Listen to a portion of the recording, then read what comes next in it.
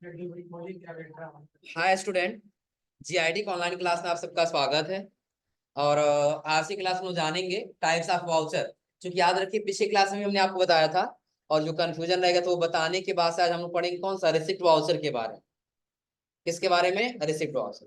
चलिए नॉर्मली समझा देना थोड़ा से फास्ट में ही कि कंट्रा वाउचर में एंट्री कब करेंगे, नहीं हो तो कहीं फटाफट नोट कर लीजिए कि जब भी बैंक में इंटरनल ट्रांजेक्शन, और इंटरनल ट्रांजेक्शन क्या होगा, जब कैश और बैंक के बीच अगर जो लेन देन होगा तो किस वाउचर में? कंट्रा वाउचर में एंट्री करेंगे।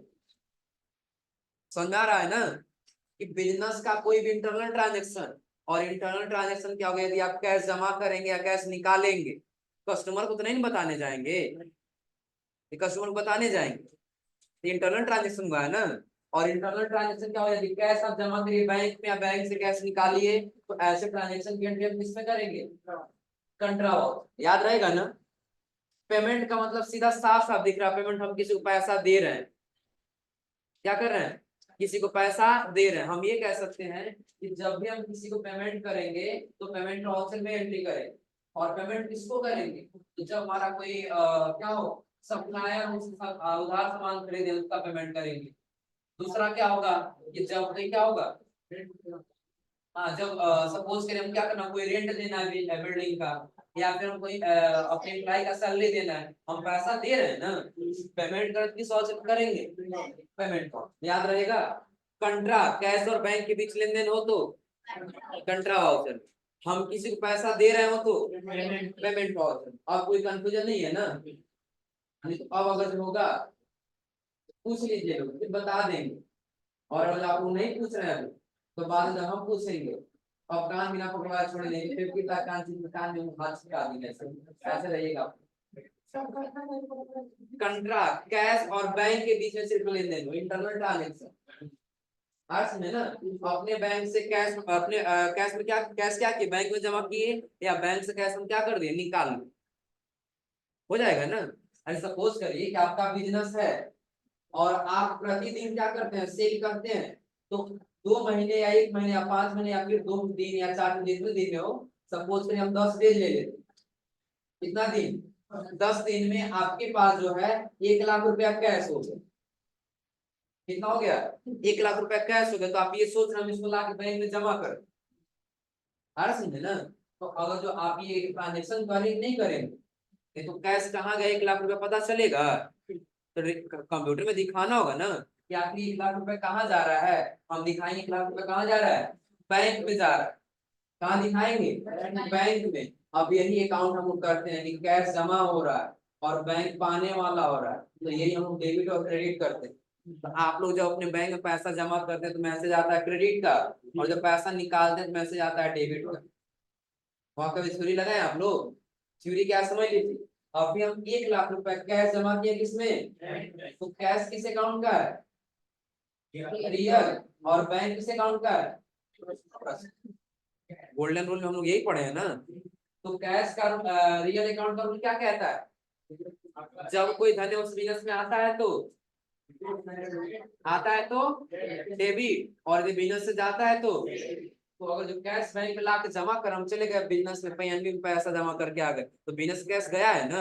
जब जाएगा तो क्या होगा, क्रेडिट, इसीलिए हमारे अकाउंट मैसेज आता है your account has been credited. अब क्लियर है ना। अब तब उसमें बैंक पाने वाला होता, हम उसको पैसा ला के दे दिए, तो पर्सनल अकाउंट में पाने वाला हो गया ना।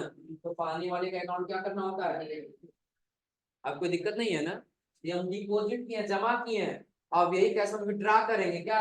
तो पहला हमारा अकाउंट यहाँ कैश हो गया, दूसरा यहाँ क्या हो गया, 1 लाख जमा किए थे, जरूरत पड़ने 50 रुपए निकालना पड़ेगा।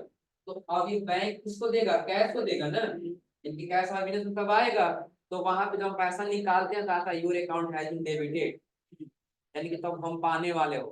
तो पाने वाले के अकाउंट क्या होता है, डेबिट। और बैंक देने वाला तो क्या हो जाएगा, कैश रियल अकाउंट। बिजनेस में आएगा तो भी क्या होगा, और जो पाने वाले हम हो रहे हैं तो पाने वाला हमें तो क्या हो जाएगा। अब क्लियर है ना। पाने वाला डेबिट और देने वाला, तो दोनों, अगर हम यहाँ पे किसी व्यक्ति का नाम ले लें, सपोज करें हमने लिया किसका, मिथुन का ही ले लिया, तो मिथुन पर्सनल अकाउंट का हो जाएगा ना। और बैंक किस अकाउंट का है, बैंक देने वाला है, और मिथुन क्या है, पाने वाला। तो पाने वाला डेबिट और देने वाला मिथुन का नाम हटा दिए, क्या ले लिए? कैश। कैश किस अकाउंट का है? रियल। और जब कोई धन उस बिजनेस से जाता है तो क्रेडिट, और यदि आता है तो तो कैश निकाल को मिलाकर कैश बिजनेस में आएगा ना, क्या बनेगा? और कोई दिक्कत इसमें? याद रहेगा ना? आगे बढ़ते, तो ये किसके लिए था? कंट्रा वाउचर के लिए था ना, पेमेंट वाउचर। अगर जो आपका बिजनेस है और आप 2 एम्प्लॉय को रखे तो उसको पैसा सैलरी देंगे नहीं देंगे? तो सैलरी दे देंगे, कंप्यूटर में नोट नहीं करेंगे, पैसा गया तो गया कहाँ? दिखाना होगा ना। तो आप दिखाएंगे कि आपने पेमेंट किया है। क्या किए हैं? पेमेंट किए। किसको पेमेंट किए? तो आपने सैलरी दिया है। हाँ समझे ना? किसी को पैसा देना है तो किस वाउचर में? Payment voucher. किस टाइप से आपको पेमेंट करना होगा? तो आपने उधार सामान खरीदा, उसका पैसा देना होगा। क्लियर है ना? अगर जो आप क्या करना है, बिजली का पेमेंट करना हो तब क्या करना हो? पेमेंट वाउचर में। इतना समझिए, आप किसी को पैसा दे रहे हैं, बिजनेस से जा रहा है तो किस वाउचर में? और एक सिंपल उदाहरण समझाए, आपका बिजनेस है और यदि आपके बिजनेस से किसी को पैसा दे रहे हैं और माइनस हो रहा है तो किस वाउचर में? पेमेंट वाउचर में। और किसी से पैसा पा रहे हैं, रिसीव कर रहे हैं तो क्या होगा? प्लस। और प्लस हुआ किसमें? याद रहेगा ना? क्यों? अब समझिए, अगर जो आपके पास 10 रुपया है और आप किसी दूसरे को 10 रुपया दे दीजिए, पेमेंट किए है ना, 10 रुपया माइनस प्लस हुआ, माइनस हुआ है ना। 10 रुपया आपके पास था और 10 रुपया किसी और से रिसीव कर रहे हो, अब कितना हो जाएगा? तो प्लस होगा कि माइनस होगा? प्लस होगा किसमें? और माइनस होगा तो लगभग ये दोनों क्लियर हो रहा है ना, पेमेंट और रिसीव। पैसा देना हो पेमेंट कर, पेमेंट वाउचर में, और किसी कस्टमर से पैसा पाना है तो रिसीव। अगला क्या है? जनरल में सिंपल इतना समझिए कि जब एसेट्स है और एसेट्स में अगर लेन देन होगा तो किस वाउचर को करेंगे? General voucher. एसेट्स क्या आप लोग अच्छे तरीके से बताओ। अगला कह रहा है सेल्स वाउचर। जब गुड्स कोई सप्लाई कर रहे हो या कोई सर्विस बेच रहे हो, सर्विस और गुड्स में अंतर पता है ना? आप लोग भी पढ़े हैं ना, 3 टाइप्स के बिजनेस होते हैं। कौन सा? मैन्युफैक्चरर, ट्रेडिंग और सर्विसेज। मैन्युफैक्चरर सामान को बनाता है, ट्रेडर्स उसी सामान को खरीद के बेचता है, और सर्विसेज क्या होता है? जो सर्विस प्रोवाइड करता है, सेवा प्रदान करता है। कोई गुड्स नहीं देगा, पैसा ले लेगा, उसके बदले आपको सेवा प्रदान करे। हाँ समझे ना? जैसे एडवर्टाइजमेंट हो गया, प्रचार प्रसार हो गया। अगर जो आप किसी व्यक्ति से जाइए कर दीजिए हमारे बिजनेस का प्रचार प्रसार कर दीजिए, तो वो आपकी सेवा करेगा ना। आप उसको 100 रुपया दे दीजिए, 1 घंटा जाएगा, प्रचार प्रसार करके आ जाएगा, आपको कोई घूस ला करके नहीं देगा ना। तो किस प्रकार का ट्रांजेक्शन है? सर्विस। तो आपने सर्विस क्या किया? अगर जो आप किसी से सपोज करिए आप ही का बिजनेस है, आप एफएम रेडियो खोल के बैठे हुए, क्या खोल के बैठे हैं? FM radio. और कोई यहाँ से हॉस्पिटल वाला आए और कह रहे काम करिए, हमारे हॉस्पिटल का नाम ये है और ये हम अपना दे रहे हैं, और ये आप रेडियो के माध्यम से थोड़ा सा प्रचार प्रसार करा दीजिए। हम सेल कर रहे हैं ना, हमारे पास एफएम रेडियो है और उसके बाद हम सर्विस सेल कर रहे हैं, आप पैसा दीजिए, हम आपकी सेवा करेंगे। है समझे ना? तो ऐसे कोई भी ट्रांजेक्शन जो हम सेल कर रहे हैं किस वाउचर में? क्रेडिट नोट में कब हम करेंगे? कि जब सेल किया गया वस्तु या सर्विस वापस लेनी हो तो किस वाउचर में? Credit note voucher. आ रहा समझे ना? एक बार और रिपीट कर ले रहे हैं, समझ लीजिए। इसको बोलते हैं सेल्स रिटर्न और इसको बोलते हैं परचेज रिटर्न। इसके पहले आप लोग परचेज सेल्स, परचेज रिटर्न और सेल्स रिटर्न पढ़े थे, याद है? थ्योरी पढ़े थे ना? परचेज क्या था? सप्लायर से, या फिर हम ये बताए थे कि गुड्स को पुनः विक्रय यानी कि बेचने की वजह से खरीदी गई वस्तु क्या कहलाता है? वो प्रक्रिया क्या कहलाता है? परचेज कहलाता। हाँ समझे ना? और लाभ कमाने की वजह से बेचा गया प्रक्रिया क्या कहलाता है? सेल्स कहलाता है। अब वही बेचा गया वस्तु को हम वापस लेंगे तो सेल्स रिटर्न, और अगर जो खरीदा गया गुड्स हम वापस करेंगे तो परचेज रिटर्न। तो सेल्स रिटर्न होगा किसमें करेंगे? Credit note. और अगर परचेज रिटर्न होगा तो डेबिट। याद रहेगा अब ना? अब किसी में कोई कंफ्यूजन हो, कोई नहीं समझ में आया हो, पूछिए। टाइम है 5 मिनट, पढ़ लीजिए, समझ लीजिए, फिर पूछिए। फटाफट पढ़िए लो। कंट्रा क्या है पता है ना? क्या है कंट्रा? सिंपल, कैश और बैंक के बीच लेन देन होगा तो कंट्रा। हम किसी को पैसा देंगे तो पेमेंट, किसी पैसा रिसीव करेंगे तो रिसीव। एसेट्स को बेचेंगे या खरीदेंगे तो जनरल, और अगर जो कोई वस्तु हम सेल करेंगे तो सेल्स वाउचर, और वही बेचा गया वस्तु वापस करेंगे तो क्रेडिट नोट। कोई सामान खरीदेंगे बेचने के उद्देश्य से तो परचेज वाउचर, और वही सामान हम ला के वापस करेंगे तो कोई दिक्कत इसमें। अगला परचेज ऑर्डर, सेल्स ऑर्डर, ये तो पता है ना। परचेज ऑर्डर क्या है? कोई सामान खरीदने के लिए हम ऑर्डर दे रहे हैं, क्या होगा? Purchase order. जैसे हमको अभी 10 किलो लड्डू खरीदना है क्लास में बंटवाने के लिए, हम चले गए ऑर्डर देके आ गए, 1 घंटे में 10 किलो लड्डू तैयार करके दे दीजिए। हम क्या किए हैं?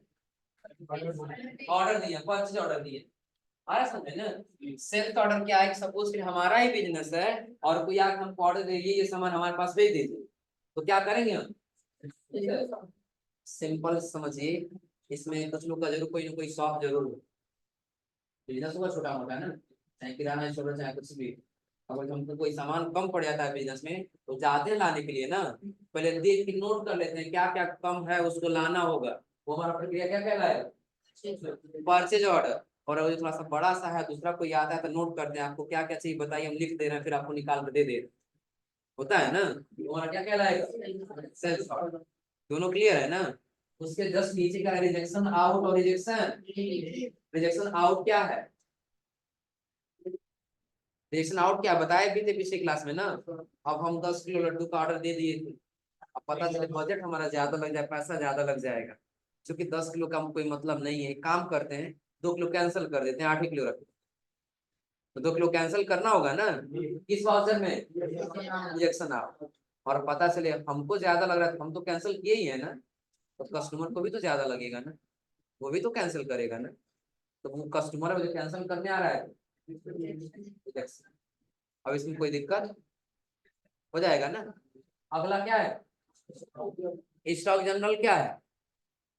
कि अगर जो एक ब्रांच से दूसरे ब्रांच में अगर जो स्टॉक ट्रांसफर किया जा रहा है तो किसमें करेंगे? बताए थे आप लोग को स्टॉक क्या है? बिजनेस को, बिजनेस में ऐसा गुड्स जो बेचने के जैसे रखा गया वो क्या कहलाएगा? स्टॉक। और स्टॉक जनरल क्या होगा? हमारा 2 ब्रांच है, एक यहाँ एक कहीं और है, तो वहां गुड्स खत्म हो गया, हम यहाँ से वहां भेज दिए, हम उठा के दे दिए, लेकिन कंप्यूटर को क्या पता है? कंप्यूटर तो उतना ही क्वांटिटी दिखाई देगा ना। एग्जाम्पल के तौर पे 2 पीस हमारे पास बचा था, कंप्यूटर 2 पीस की एंट्री है, और दोनों पीस हम उठा के दे दिए अगले वाले ब्रांच पे, तो वहां कहाँ से ये पता नहीं चलेगा, और यहाँ का गुड्स कहाँ गया ये पता नहीं चलेगा, क्योंकि कंप्यूटर कोई पंडित तो नहीं है ना, उसको पता चल जाएगा। आ रहा समझे ना। उसको हम बताएंगे ना, तो हम उसको दिखाएंगे, देखिए कि आपने जो 2 स्टॉक रखा था अपने कंप्यूटर में, या 2 हमारे ब्रांच से ट्रांसफर होकर के किसी अदर ब्रांच में चला गया, तो जब चेक करने जाएंगे तो बताएगा आपके पास नहीं है, क्योंकि जो बचा था वो दूसरे ब्रांच में चला गया ना। क्लियर है ना। उसके बाद कह रहा है डिलीवरी नोट, और डिलीवरी नोट का यूज कब करेंगे? हाँ, जब आपको ऑर्डर मिला था, अब कोई कस्टमर आया आपसे लिखवा दिया हमको ये सामान दे दीजिए, तो देंगे उसको कुछ सामान ना, तो डिलीवर कराएंगे ना। तो पता चले डिलीवर नहीं कराए तो सेल्स ऑर्डर पड़ा ही रह जाए, पेंडिंग में दिखाएगा भी आपका इतना सेल्स ऑर्डर पड़ा हुआ, जल्दी जल्दी सामान निकाल के दीजिए। एक बार दे दे, फिर दोबारा दीजिए, फिर दोबारा दीजिए, देते रहिए सामान। कब? जब आप उसको डिलीवर नहीं कराएंगे। रिसिप्ट नोट क्या है? अगर जो आप जाइए किसी सामान के लिए ऑर्डर दे दीजिए, आपके पास भेज और आप रिसीव ही नहीं कर, फिर उसका परचेज ऑर्डर लगा ही रहेगा ना। आपको क्या करना होगा? तो हम ये कहेंगे परचेज ऑर्डर दिया गया गुड्स अगर जो वापस हमारे पास मिल जाए, तो उसके लिए हम क्या करेंगे? Receipt note. और सेल्स ऑर्डर किया गया अगर हम गुड्स भेज देते हैं, उसके पास डिलीवर करा देते हैं, तो किसमें? और लास्ट आया था क्या? फिजिकल स्टोर, बताए थे ना। हाँ, कोई ऐसा सामान खरीद रहे हैं जो काफी ज्यादा नुकसान होता है, जैसे आप लोग कुछ सामान खरीदने जाते हैं तो कहते हैं 100 रुपए का है, कहते हैं नहीं 80 रुपए ले लीजिए, कहते हैं नहीं बाबू लाने में बहुत सारा हम लोग का नुकसान हो जाता है, कहीं को टूट जाता है तो कहीं को खराब निकल जाता है, हम लोग उसको वापस भी नहीं कर सकते, ऐसा होता है ना। तो स्टॉक मेंटेन करके रखना होगा ना, कि 100 पीस खरीदे 20 पीस टूट गया फेंक दिए हम, लेकिन कंप्यूटर में तो 100 पीस ही दिखाई देगा ना, और स्टॉक में रहेगा कितना? 80 पीस। तो कंप्यूटर में दिखाई देंगे 20 पीस, जब वो नुकसान चला गया है वो आप काउंट मत करिए, उसके लिए किसमें आएंगे? तो लगभग लगभग वाउचर्स क्या है, ये क्लियर है ना। इसमें देखिए सबसे पहला हम लोग पढ़ेंगे किसके बारे में? रिसिप्ट वाउचर के बारे किसके बारे में? रिसीट वाउचर में एंट्री कब करेंगे?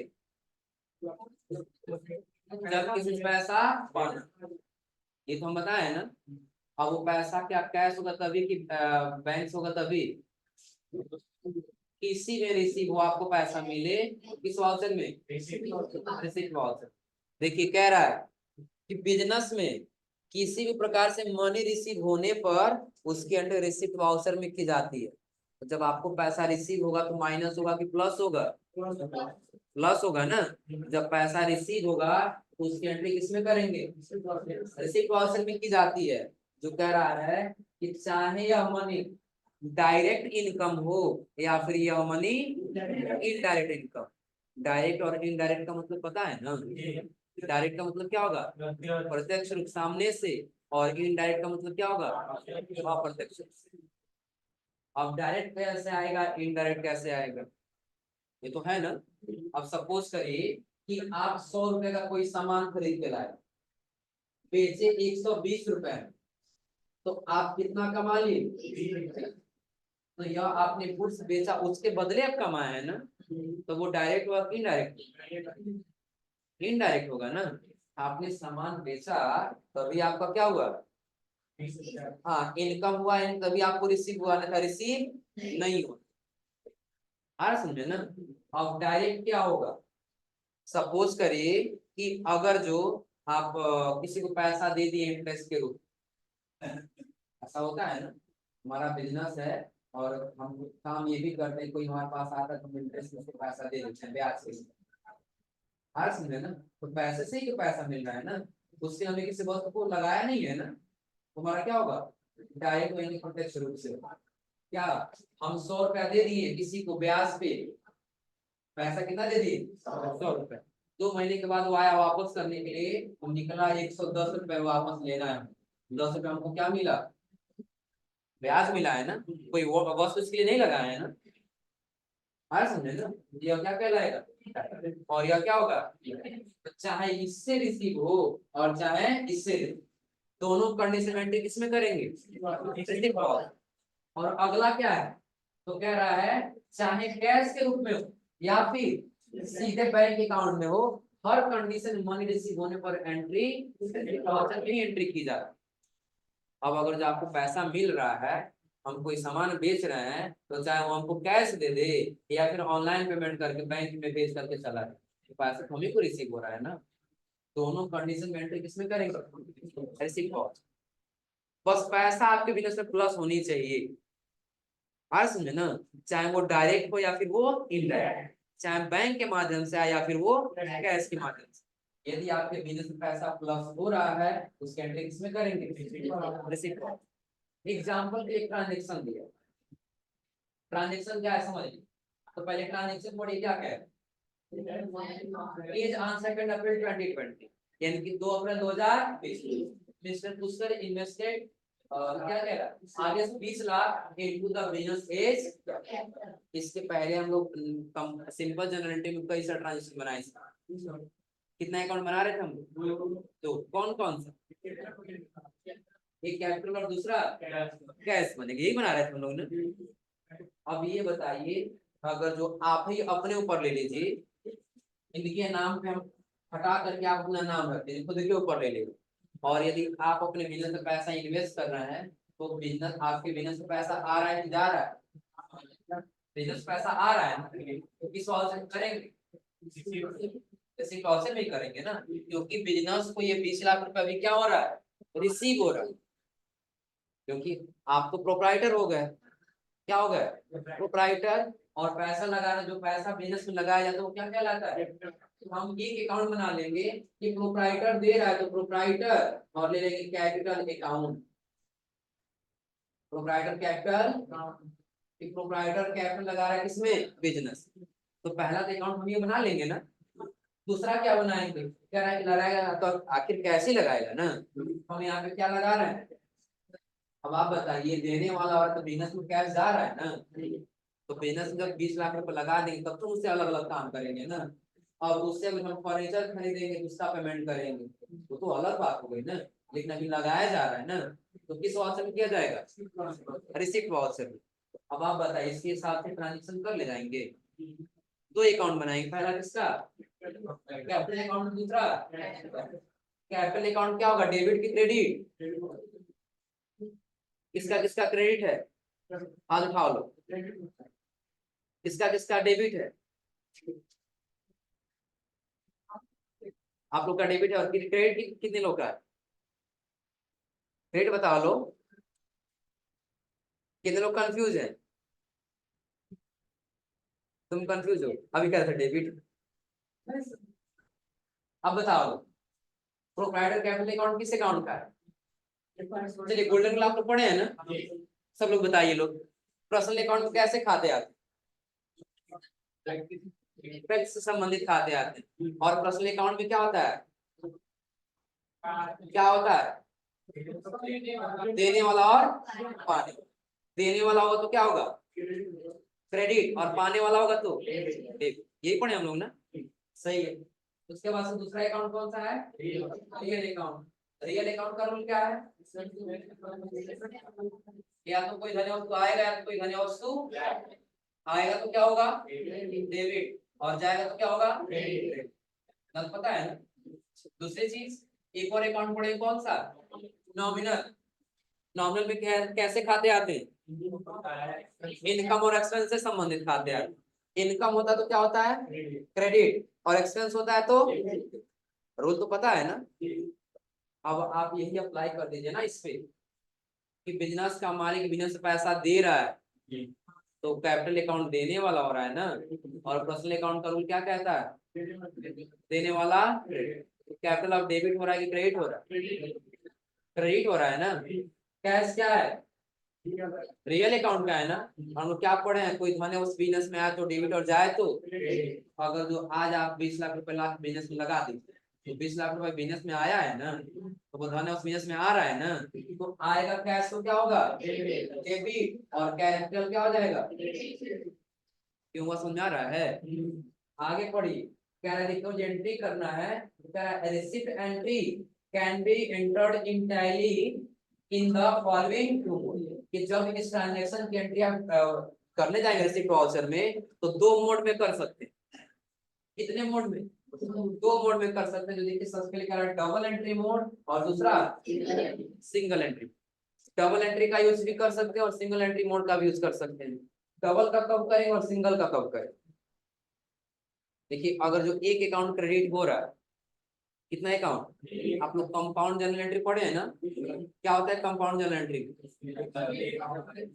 एक से अधिक अकाउंट डेबिट और एक से अधिक अकाउंट, और सिंपल जर्नल एंट्री में क्या पढ़े हैं, एक अकाउंट डेबिट और एक अकाउंट, समझ लीजिए अगर जो आप ऐसा ट्रांजेक्शन कर रहे हैं जिसमें तो एक से अधिक अकाउंट क्रेडिट हो रहा है, कितना से अधिक, एक से अधिक अकाउंट क्रेडिट हो रहा है तो आपको किस मोड में करना होगा, डबल एंट्री मोड, और अगर जो एक अकाउंट क्रेडिट हो और कितना भी अकाउंट डेबिट होगा 2 3 4 तो भी आप किस में कर सकते हैं, सिंगल एंट्री, क्योंकि देखिए क्या कह रहा है डबल एंट्री में this mode allow debiting and crediting of multiple account at a time, एक ट्रांजैक्शन करते समय एक बार में मल्टीपल अकाउंट डेबिट भी हो सकता है और मल्टीपल अकाउंट क्रेडिट भी हो सकता है।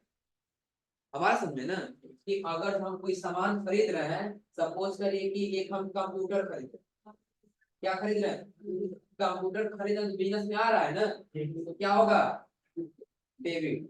दूसरा हम क्या खरीद रहे हैं, सपोज करिए फर्नीचर खरीद रहे हैं, तो फर्नीचर बिजनेस में आ रहा है ना, क्या होगा, हम पेमेंट करें कैश के माध्यम से आधा, और आधा पेमेंट करें किसके माध्यम से, कैश बिजनेस में जा रहा है तो क्या होगा क्रेडिट, और बैंक देने वाला है तो दो अकाउंट डेबिट और दो अकाउंट, इसको हम ना चाहते हुए किसमें करना होगा, डबल एंट्री मोड। लेकिन यदि अगर जो कैश या बैंक को ये नहीं दिया होता क्रेडिट तो हम किसमें करेंगे, सिंगल एंट्री।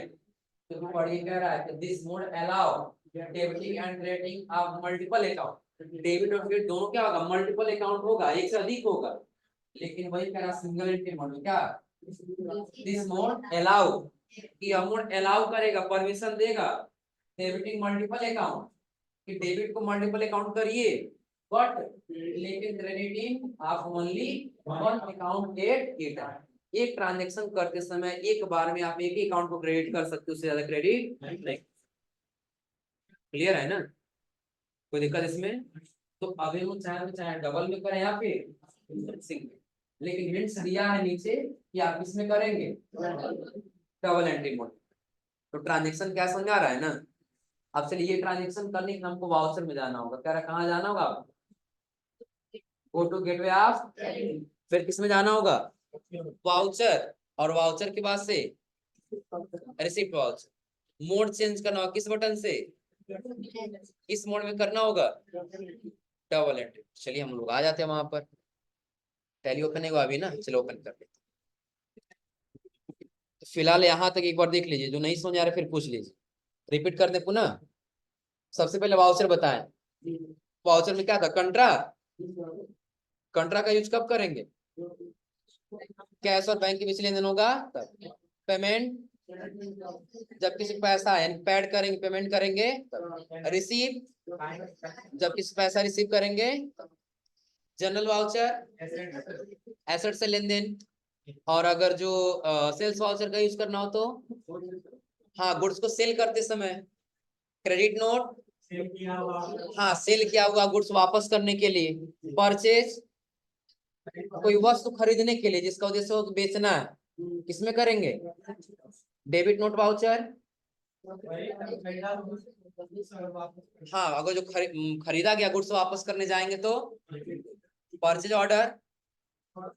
हमारे बिजनेस कुछ सामान कम पड़ेगा, उसके लिए ऑर्डर देना है कि हमको ये सामान भेजिएगा, हमको खरीदना है। सेल्स रिटर्न, कस्टमर्स को ऑर्डर नोट करेंगे उसके पास कौन कौन सामान भेजना है।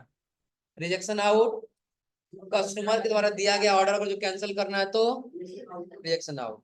और अगर जो हम जो दिए हैं, सॉरी ये क्या था ऊपर वाला, रिजेक्शन आउट परचेज के लिए था ना, कि परचेज ऑर्डर अगर हम लोग दिए हैं उसको कैंसिल करना है तो रिजेक्शन आउट। सेल्स ऑर्डर ले लिए हैं उसको कैंसिल करना है तो रिजेक्शन। स्टॉक जनरल, एक ब्रांच से दूसरे ब्रांच में स्टॉक को ट्रांसफर करने के लिए। डिलीवरी नोट, सेल्स ऑर्डर मिला है और उसको भेज देंगे तो क्या कराएंगे, डिलीवरी। और अगर जो हम परचेज ऑर्डर दिए रिसीव कर लेंगे तो फिजिकल स्टॉक, कि अगर जो कोई ऐसा वस्तु बिजनेस में वेस्ट चला जाता है, नुकसान चला जाता है, टूट जाता है, उसकी एंट्री किसमें करेंगे। उसके बाद बताएं क्या, रिसिप्ट वाउचर, कि किसी माध्यम से पैसा रिसीव हो तो किस वाउचर में, रिसिप्ट वाउचर में। जो बिजनेस में पैसा लगाया जा रहा है कितना, 20 लाख, तो 20 लाख रुपया कैश बिजनेस में आ रहा है ना, तो किस वाउचर में करेंगे। सपोज करिए कभी हमारा कोई बिजनेस नहीं था, हमारे बिजनेस में कोई रुपया नहीं था, 20 लाख लगा दिए, 20 लाख बिजनेस में प्लस हो रहा है ना, तो प्लस हो रहा है तो क्या करेंगे, रिसीव। रिसीव करने के लिए हम बताएं सबसे पहले आपको कहाँ जाना होगा, टैली में। कंपनी चलिए ओपन कर लेते हैं, कहाँ है हम लोग का कंपनी, डी ड्राइव में टैली डाटा 11 यही है ना। अब करना क्या है, चलिए कह रहा है कि जब आप चले जाएंगे तो आप जाइएगा गेटवे ऑफ टैली के बाद से वाउचर और रिसिप्ट वाउचर। हम आ गए गेटवे ऑफ टैली के बाद से वाउचर के बाद किस वाउचर में है, देखिए यहाँ बताएगा कि आप किस वाउचर में, किस वाउचर में है अभी हम लोग। हमको पेमेंट में जाना होगा, किसमें जाना है, रिसिप्ट का शॉर्टकट की F6। नहीं F6 से आ जाए तो बगल में आपको रिसिप्ट दिखाई दे रहा है ना, क्लिक कर दीजिए। कौन सा वाउचर ओपन हुआ, रिसिप्ट। अब कह रहा है कि आप पहले ट्रांजेक्शन के हिसाब से डेबिट क्रेडिट पहचान लीजिए। हम बताएं कि क्रेडिट कौन सा अकाउंट होगा, कैपिटल, क्योंकि कैपिटल क्या हो रहा है, देने वाला हो रहा है ना, तो देने वाला तो क्या हो जाएगा क्रेडिट। और कैश बिजनेस में आ रहा है ना, तो क्या करना होगा, लेकिन उसके पहले कह रहा है आपको कुछ कॉन्फ़िगर करना हो। ये कह रहा है ना कि यहाँ जब चले जाएंगे डबल एंट्री मोड में, देखिए मोड चेंज करना है, रिसिप्ट ऑप्शन में आ गए ना, तो यहाँ आपको दिखाई दे रहा है चेंज मोड, दिख रहा है जी। या तो इस पे क्लिक करिए या तो शॉर्टकट ये क्या होगा, शुरू में आप लोग क्या पढ़े थे कि जिसके नीचे सिंगल लाइन है उसको, हाँ जिसके सामने सिंगल लाइन होगा उसको किसके साथ दबाएंगे, कंट्रोल के साथ। जिसके सामने सिंगल लाइन होगा उसको ऑल्ट के साथ, और जिसके नीचे डबल लाइन होगा उसको, तो यच के नीचे कितना लाइन है, तो कंट्रोल के साथ कौन सा बटन, मोड देखिए सिंगल और उसके ऊपर, तो सिंगल में है तो बस ऊपर एक है ये काउंट क्रेडिट होगा, बाकी नीचे क्या होगा, लेकिन अगर हम यहाँ पे आ जाते हैं डबल एंट्री मोड में, तो जितना अकाउंट क्रेडिट करना उतना क्रेडिट और जितना डेबिट करना उतना। हाँ, लेकिन आगे कह रहा है आपको कुछ कॉन्फ़िगर करना होगा। प्रेस कौन सा बटन? किसके लिए? कॉन्फ़िगरेशन के लिए, जिसमें आपको दिखाई देगा एक ऑप्शन कौन सा, यूज क्रेडिट एंड डेबिट। उसको क्या करना होगा?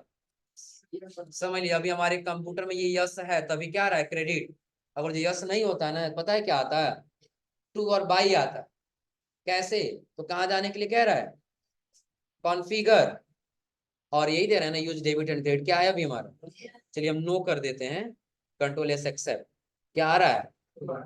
टू को हटा के डेबिट और क्रेडिट लाना है ना, तो उसके लिए कहाँ जाएंगे, और यूज डेबिट एंड क्रेडिट को क्या कर लेंगे, कंट्रोल ए से। हो गया पहला उसके लिए। दूसरा कह रहा है आपको क्या करना होगा, आगे आने के बाद क्रेडिट करना होगा किसको, प्रोप्राइटर कैपिटल अकाउंट। क्या लेजर बनाते समय हम लोग प्रोप्राइटर कैपिटल अकाउंट का लेजर बनाए थे, जो 10,12,000 अमाउंट भरे थे, याद है? तो हम यहाँ पे सेलेक्ट कर लेंगे, पहला प्रोप्राइटर कैपिटल अकाउंट को क्या करना है, क्रेडिट करना है। कितने अमाउंट से? 20 लाख से, है ना? 20 लाख से हो जाएगा ना। तो डेबिट किस अकाउंट को करना है, यहाँ डेबिट पूछ रहा है ना, डेबिट किसको करना है, कैश। नीचे आएंगे तो नरेशन भर लेंगे। क्या? वही, mister Pushkar invested as capital is amount R S 20। कि जो पुष्कर है वो क्या कर रहे हैं, 20 लाख रुपए इन्वेस्ट कर अपने बिजनेस। भरना है तो भर लेंगे। यदि आपको लग रहा है भरना है, तो सबसे बेहतर तरीका है कि आप उसी ट्रांजेक्शन को जो है यहाँ से यहाँ तक क्या कर ले, वहीं टाइप कर डाल। वहां से यहाँ तक क्या कर लेंगे, यहीं पे टाइप बना ले जाएंगे नरेशन ना। और फिर आपको कंट्रोल ए से क्या कर लेना होगा, हो गया पैसा रिसीव बिजनेस में। अब आप सोच रहे हो पता कैसे करें बिजनेस में रिसीव हुआ है। तो अभी आप कैपिटल अकाउंट लिए थे ना, तो कैपिटल अकाउंट में शुरू में आप कितना पैसा भरे थे, याद है कुछ? 10,12,000 था ना। अब देखिए कितना हुआ है, कहाँ से हुआ इतना, 10,12,000 पहले का और 20 लाख हो रहा है ना। चलिए कैश में कितना पैसा है, तो कैश चेक कर लीजिए। हम यहाँ पे आ गए किसमें, कैश में। बता रहा है कितना है कैश में अभी, 24,75,000। 1 रुपए तो अभी हम भरे बस नीचे आने के लिए, दिख रहा है ना। तो 1 रुपया नहीं काउंट करना, बस 24,75,000 यही है ना। अब इतना अमाउंट कैश में आपके कैसे आया, तो 4,75,000 पहले भरे थे, कैश में ओपनिंग बैलेंस था ना। तो अभी फिर 20 लाख हम कैश में लगा दिए, तो कितना हो गया टोटल कैश में, 24,75,000 हुआ है ना। अब पता चला ट्रांजेक्शन पैसा कहाँ से आ रहा है, हो जाएगा ना। अगला ट्रांजेक्शन बता दे के रहने दे। तो अभी आज आप लोग जाएंगे, तो आज आप लोग को वाउचर के बारे में समझ लेनी है, और एक ट्रांजेक्शन समझ के एक ट्रांजेक्शन की एंट्री कर लेना, हो जाएगा ना। बाकी आगे हम बताएंगे आप लोग को ये दूसरा ट्रांजेक्शन कैसे करना। क्लियर है ना। हाँ, ये इस वाले में अब टाइम नहीं लगेगा, बस आपको बताते हुए चले जाना, एक दिन में ये लगभग लगभग अगली क्लास में ये रिसिप्ट खत्म हो जाए। कौन सा वाउचर, रिसिप्ट वाउचर खत्म हो जाएगा, फिर हम लोग आ जाएगा कौन सा वाउचर, कंट्रा। अब इसका से टाइम नहीं लगना है, क्योंकि हम लोग पढ़े रहे रिसिप्ट के बाद से कंट्रा, कंट्रा के बाद से पेमेंट, पेमेंट के बाद से परचेज, और उसके बाद से सेल्स, और फिर डेबिट नोट और क्रेडिट। तो फिलहाल अभी आज आप लोग यहाँ तक करके आइए लोग।